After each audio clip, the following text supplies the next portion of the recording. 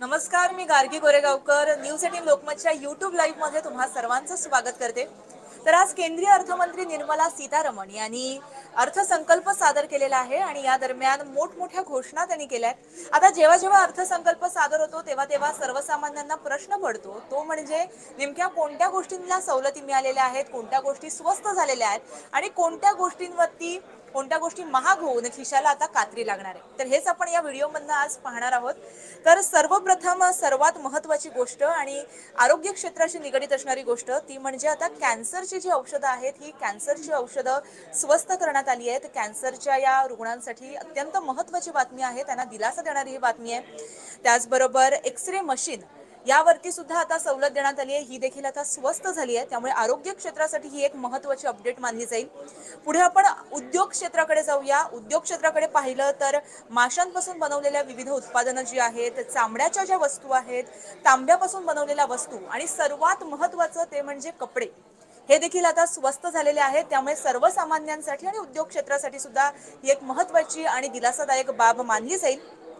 तर या व्यतिरिक्त सुखसोयीच्या ज्या गोष्टी आहेत त्या सुद्धा आता स्वस्त करण्यात आलेल्या आहेत। आपल्या तुम्हा आम्हा प्रत्येकाच्याच आयुष्याचा अविभाज्य भाग असणारा मोबाईल, हा मोबाईल देखील आता स्वस्त झालेला आहे। त्याचबरोबर मोबाईलवरची जी चार्जर आहे, मोबाईलची जी इतर सुट्टे भाग आहेत हे देखील आता स्वस्त करण्यात आले आहेत। त्यामुळे तुम्हा आम्हा प्रत्येकासाठी ही एक आनंदाची आणि तितकीच दिलासादायक बाब मानली जाणार आहे। या पलीकडे जाऊन आपण विचार केला तर सोलार पॅनल आहे, विजेच्या तारा आहेत, वायर्स, लिथियम बॅटरी आहे आणि सध्या पेट्रोल आणि डिझेल याला सगळ्यात मोठा ऑप्शन असणारी इलेक्ट्रिक वाहनं ही देखील आता स्वस्त झालेली आहेत। त्यामुळे मोठ्या प्रमाणात इलेक्ट्रिक वाहनांना तशी सुद्धा मागणी आहे आणि इलेक्ट्रिक वाहनं स्वस्त झाल्यामुळे मध्यमवर्गीयांसाठी ही अत्यंत महत्त्वाची आणि तितकीच आनंददायी बाब मानली जाईल। सर्वसामान्यांच्या मनाला झळाळी देणारी दुसरी अपडेट आहे आणि आता श्रावण महिना येऊन ठेपलाय, सणवार येत आहेत आणि अशामध्ये सोनं आणि चांदी ही देखील आता स्वस्त झालेली आहे आणि त्याचबरोबर इम्पोर्टेड ज्वेलरी जी आहे यावरती सुद्धा आता सवलत देण्यात आली आहे, स्वस्त करण्यात आलंय। त्यामुळे सर्वसामान्यांना आणि मध्यमवर्गीयांसाठी तुम्हा प्रत्येकासाठी ही तितकीच आनंदाची बाब आहे।